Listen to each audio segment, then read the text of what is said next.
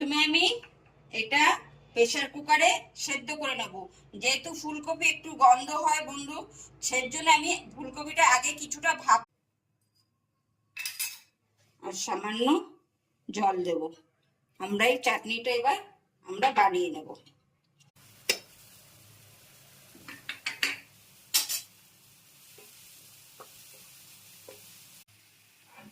বন্ধু গ্যাসটা অল্প করে এবার আমরা এগুলো ভালো করে ম্যাশ করে নাড়া দিয়ে সামান্য জল দিয়ে দেবেন।